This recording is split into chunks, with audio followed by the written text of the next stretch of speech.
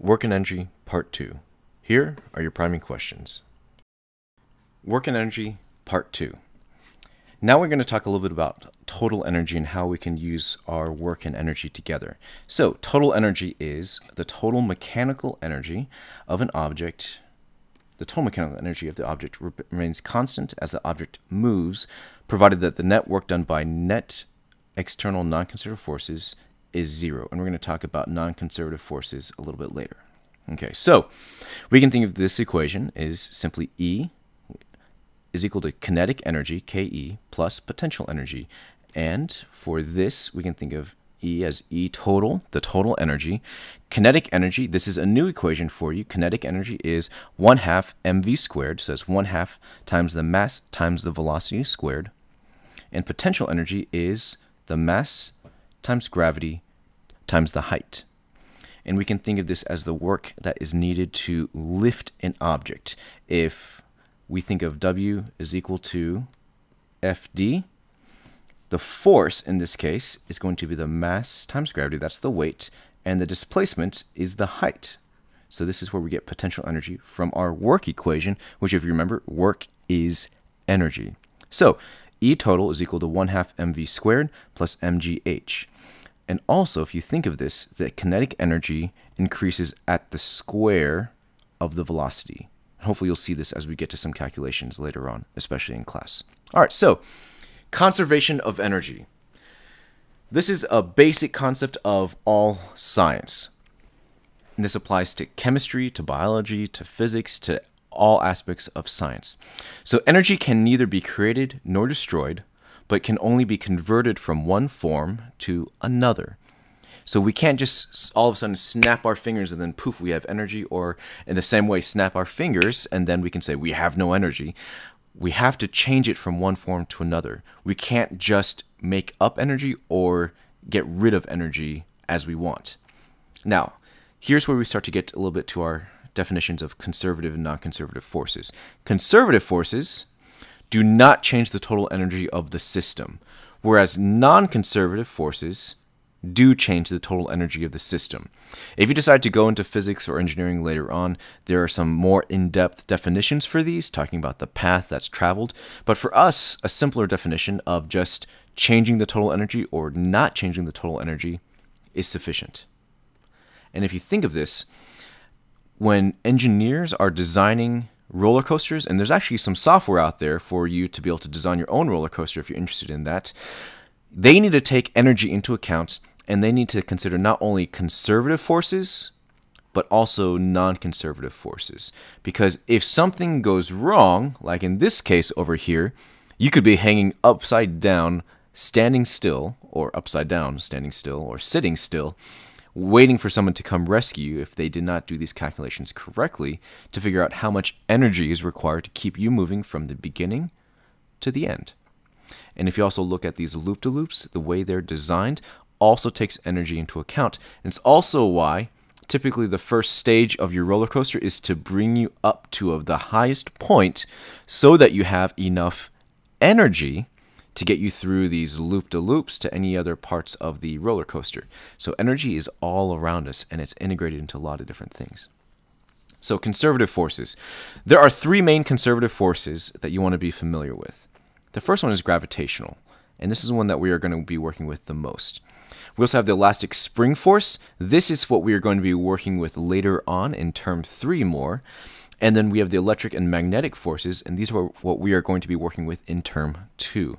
So these fields from electromagnetic particles or electromagnetic fields are conservative. So as a particle moves through this and a force is acting on it, that force is conservative. Same thing with the spring and the force that's required to either compress it or stretch it. But again, the one that we're going to be primarily working with in this class for term 1 is the gravitational force. Non-conservative forces. The main non-conservative force that we are going to be working with is friction. This is the main non-conservative force that we deal with in everyday life. Air resistance is another form of a frictional force. Tension, the normal force, and even the propulsion force of a rocket is also a non-conservative force. Most of these take energy away from the system, except for the rocket. If you think of before a rocket fires, this rocket was standing still. But once it launched, or once it ignited its propulsion, then it had a tremendous amount of energy. And so these non-conservative forces, if you look at a bouncy ball, non-conservative forces cause it to reduce in its height, which reduces the total energy of that particular system. So non-conservative forces change the total energy of the system, whereas conservative forces do not change the total energy of a system. The work done by non-conservative forces we can think of as the work done by non-conservative forces is equal to the change in kinetic energy plus the change in potential energy.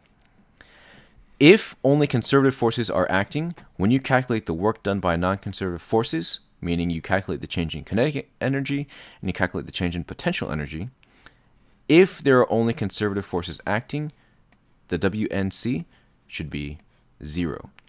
If there is a value here, that means that there are non-conservative forces acting, and that is the work that is done by those non-conservative forces.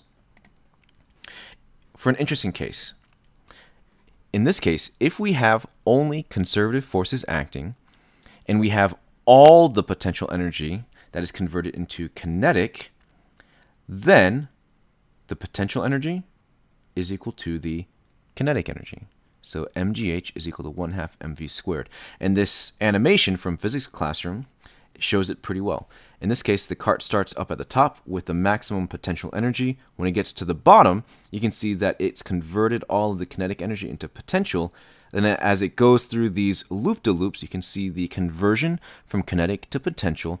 But every time it reaches the bottom, where the height is equal to 0 relative to your frame of reference, the kinetic energy is at its peak, and there is no potential energy at that height.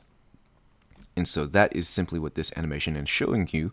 And this is an ideal, so there's no friction, and there's no non-conservative forces acting. So for a conceptual question, what will be the largest possible kinetic energy of an arrow shot from a bow that has been pulled back so that it stores 45 joules of elastic potential energy? So that's like a spring almost. In this case, if we're looking for the largest possible kinetic energy, and we're told that we can store up to 45 joules, the answer here is the maximum here is 45 joules. The concept again is the conservation of energy. When you are doing your calculations and you find from your calculation that you have twice as much kinetic energy as you originally had in your potential energy, you might want to go back to your calculation and check some of the assumptions that you've made, or check your calculation to make sure that you aren't breaking some of these laws of physics. So this was more of a conceptual question. And this one we're going to finish in class.